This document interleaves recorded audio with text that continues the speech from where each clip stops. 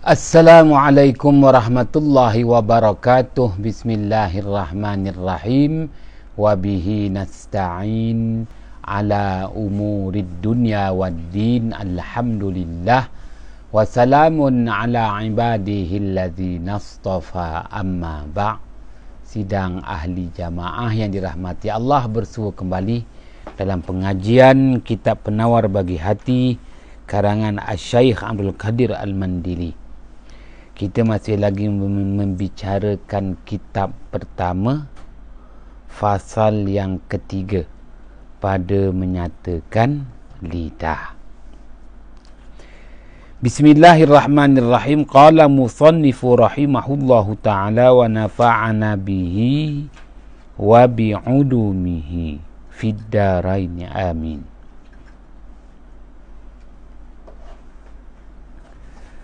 Maka tiada ada ia dosa seperti berdusta. Kenapa pula? Kerana mendamaikan antara manusia.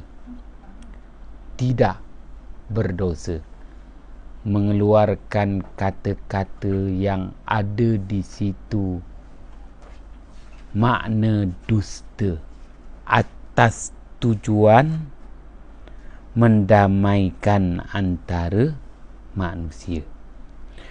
Kerana sabda Nabi sallallahu alaihi wasallam, laisa bil kadzabi man yuslihu bainan nas, rawahu Syaikhan. Hadis riwayat Imam Al-Bukhari dan Imam Muslim. Artinya, tiada mereka yang mendamaikan antara manusia itu berdusta. Dengan kata lain, demi tujuan kebaikan, mendamaikan pergaduhan di kalangan kaum muslimin, maka pendamai, orang yang bernamai itu, orang tengah tu, yang diberi kepercayaan mendamaikan antara dua yang bertelagah itu, harus baginya mengeluarkan kata-kata dusta atas tujuan pendamaian. Bahkan terkadang wajib berdusta seperti melihat ia akan orang yang haram dibunuh, yang bersembunyi ia daripada orang yang zalim yang menghendaki membunuhnya, maka wajib berdusta kerana melepaskannya daripada dibunuh orang zalim itu. Baik, Asy-Syaikh Abdul Qadir Al-Mandili bentangkan kepada kita angkara-angkara lidah yang membinasakan. Yang pertama, angkara lidah yang membinasakan itu ialah berdusta, mengeluarkan kata-kata dusta, mengeluarkan kata-kata pembohongan. Ya. Baik. Angkara kedua daripada lidah dinyatakan kepada kita, dan seperti mengumpat. Angkara pertama berdusta, angkara kedua mengumpat. Apa itu mengumpat? Dijelaskan kepada kita, iaitu menyebut engkau akan saudara engkau dengan perkataan yang benci ia akan dia, akan perkataan tersebut jika didengarnya. Mengatakan, menjelaskan kepada kita, cakap hal orang yang dia suka, kita cerita yang baik, dia tak marah. Tapi kalau kita cerita yang buruk, marah punya, dia tak suka.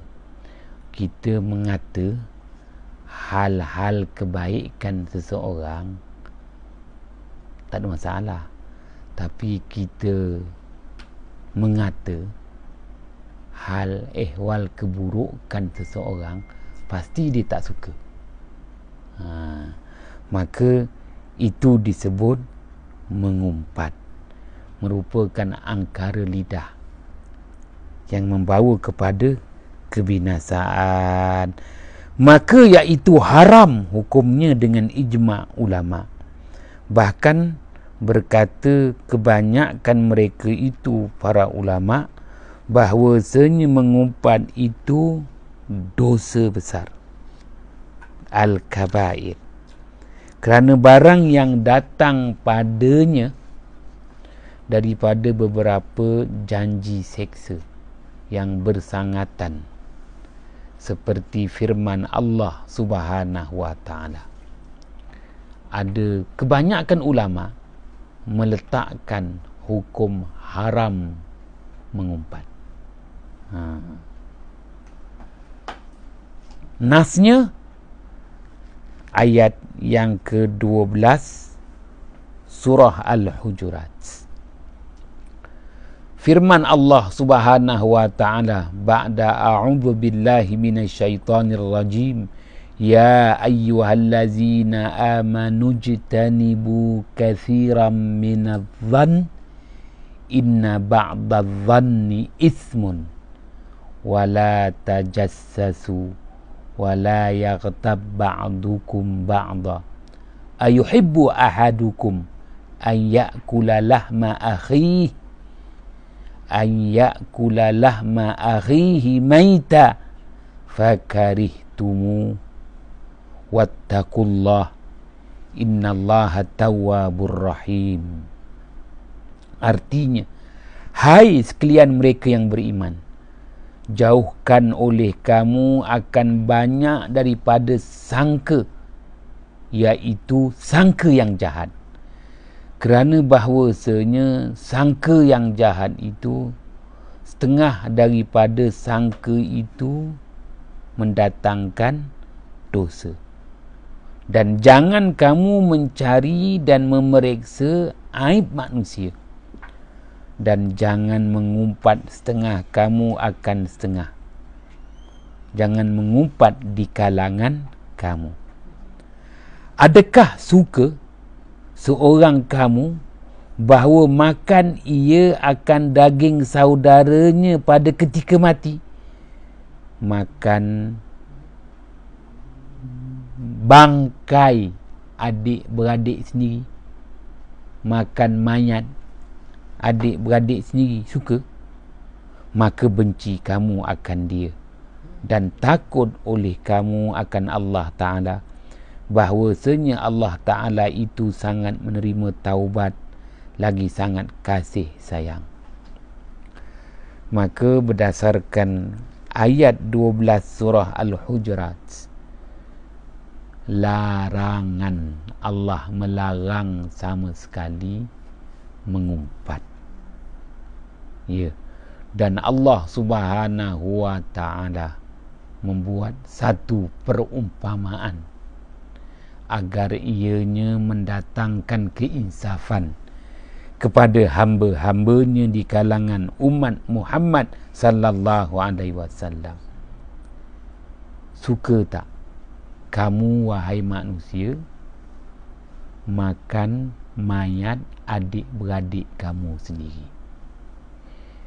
Maka kalau itu yang dilakukan, itu bukan manusia.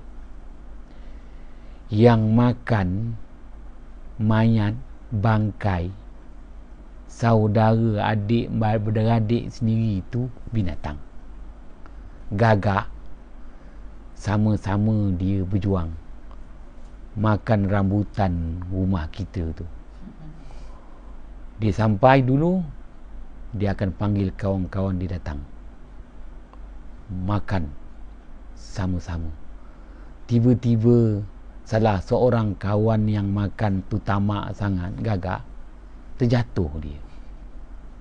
Jatuh, terkena benda tajam kat bawah, mati. Apabila gagak tu mati, gagak yang kawan baik ni datang makan bangkai kawan yang selama ni menolong dia.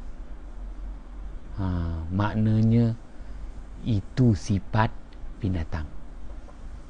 Kalau manusia mengumpat, maknanya dia tak ada kasih sayang di kalangan manusia.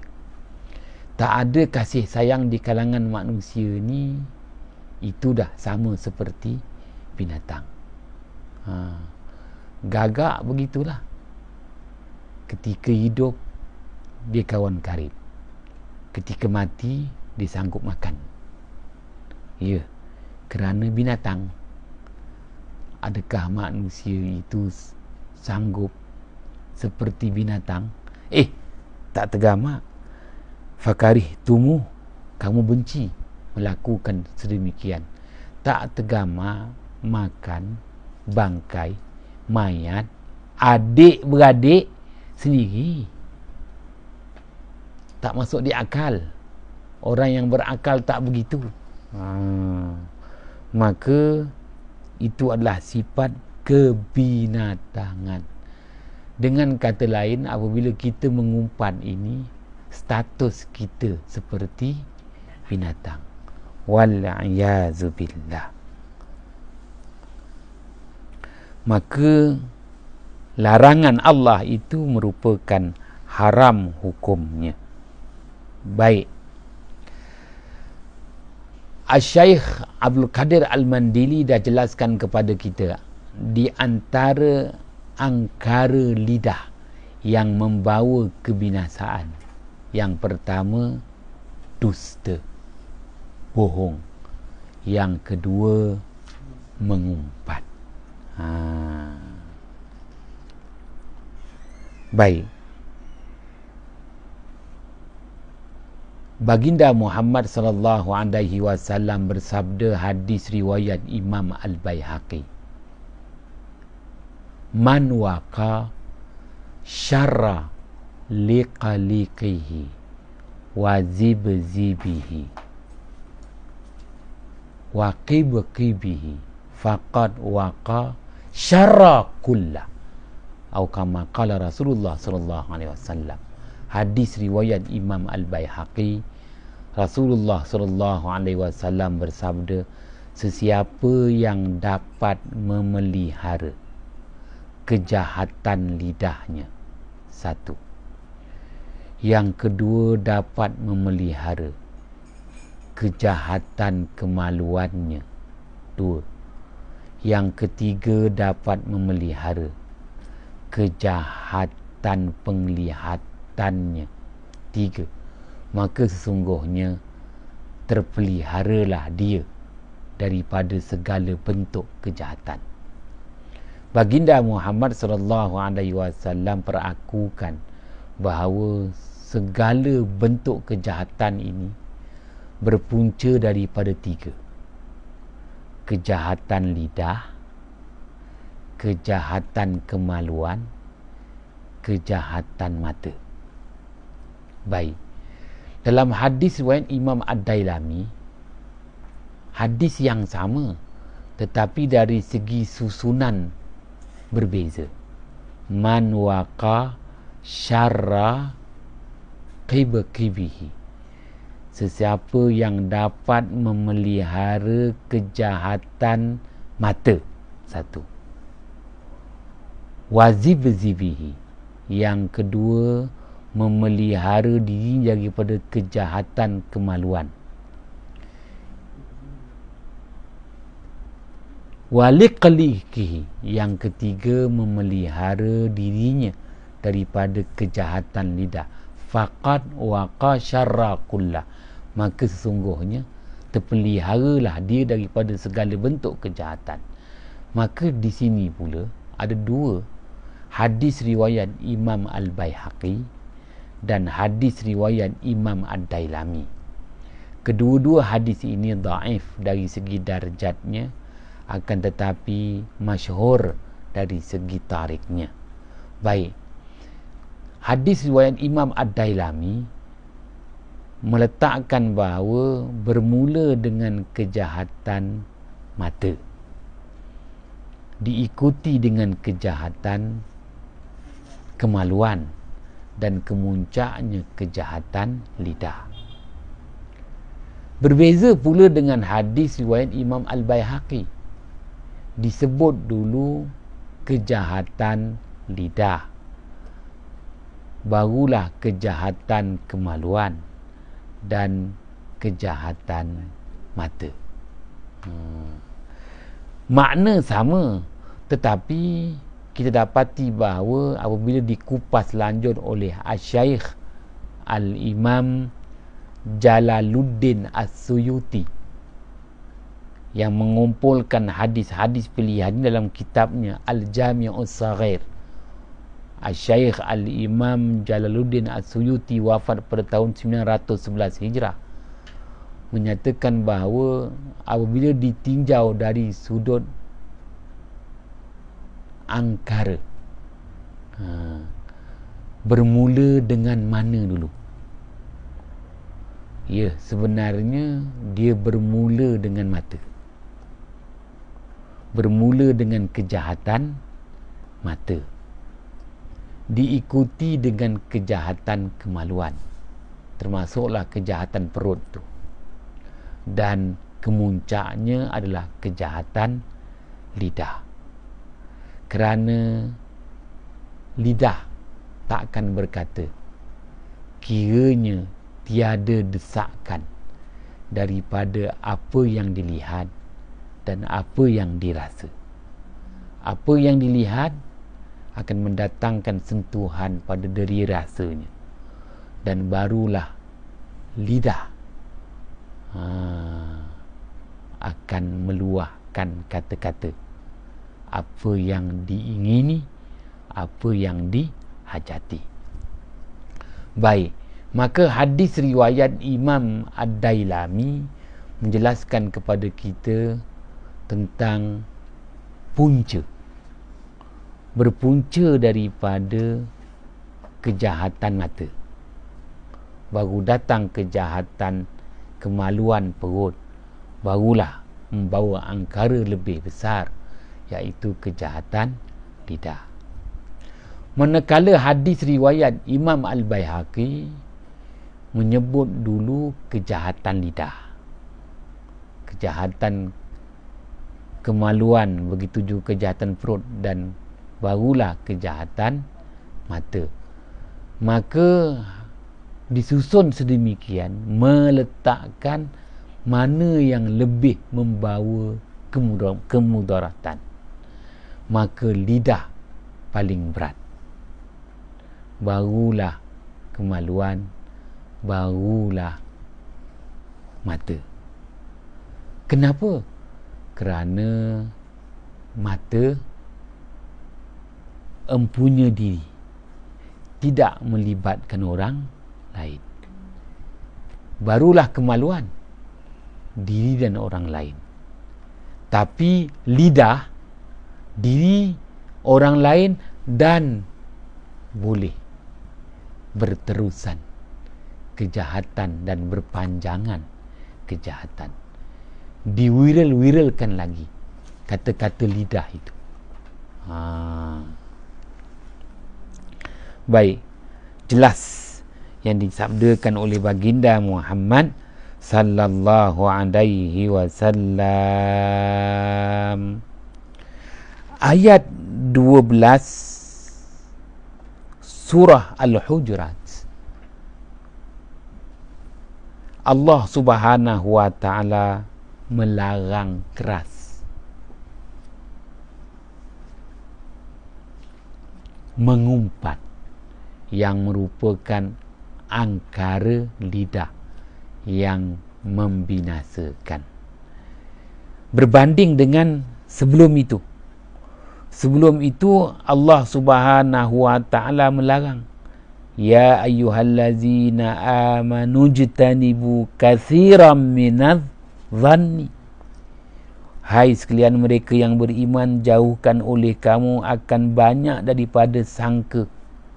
Maka larangan sangka buruk, larangan sangka jahat.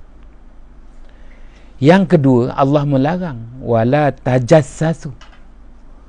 Janganlah kamu mencari aib orang. Jangan mencari kesalahan orang. Jangan mencari kelemahan orang. Jangan mencari aib orang. Baik. Larangan yang ketiga, wala yaghtab ba'dukum ba'da. Larangan mengumpat. Maka di antara 3 bentuk larangan, larangan sangka buruk, sangka jahat, larangan mencari keaiban, kelemahan orang, dan larangan mengumpat. Dari segi susunan, maknanya paling berat adalah larangan mengumpat. Kenapa? Kerana larangan mengumpat ini Allah Subhanahu wa ta'ala datangkan satu perbandingan. Allah datangkan perbandingan. Manakala larangan sangka buruk, sangka jahat, dan larangan mencari kesalahan, kelemahan, keaiban orang, Allah Ta'ala tak datangkan perbandingan. Berbeza dengan mengumpat, Allah Subhanahu wa ta'ala datangkan perbandingan. Kenapa didatangkan perbandingan? Menunjukkan angkara mengumpat paling besar berbanding dengan angkara mencari kesalahan orang. Begitu juga sangka jahat, sangka buruk. Memanglah ketiga-tiga tu dilarang. Pun begitu, yang paling berat adalah mengumpat. Kenapa?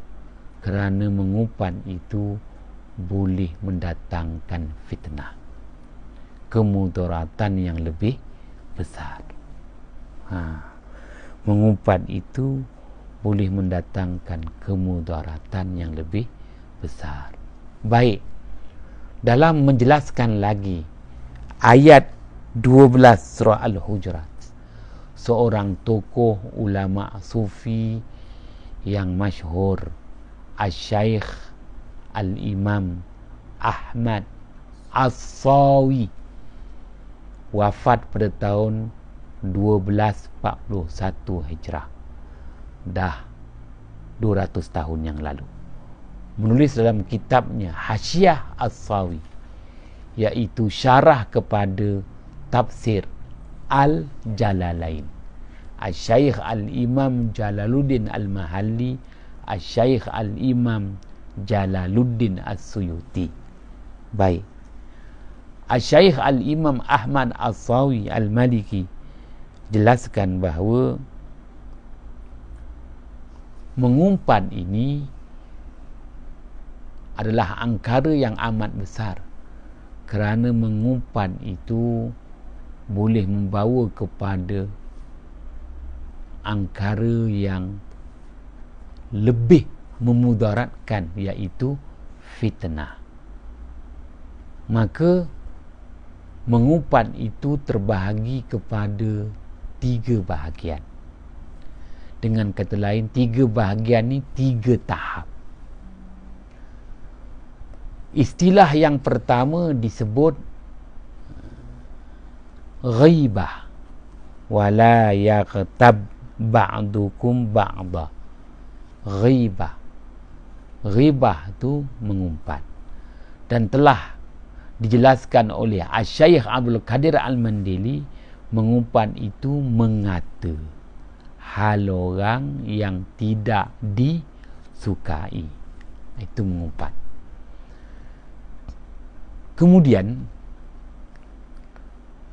lebih berat lagi disebut dengan istilah ifkun, alif fa kaf, ifkum mubin pada ayat 12 surah An-Nur. Ifkum mubin ni apa? Dia mengata juga. Alif fa kaf, ifkun, ifkum mubin. Ghibah tu mengumpat, mengata. Ifkun tu pun mengumpat, mengata, tetapi mengumpat, mengata yang tak betul. Dengan kata lain, maknanya dua kat situ. Dalam mengumpat, dia cakap hal orang yang tak disukai. Dalam umpat tu ada dusta pula. Tu namanya ifkum mubin. Baik.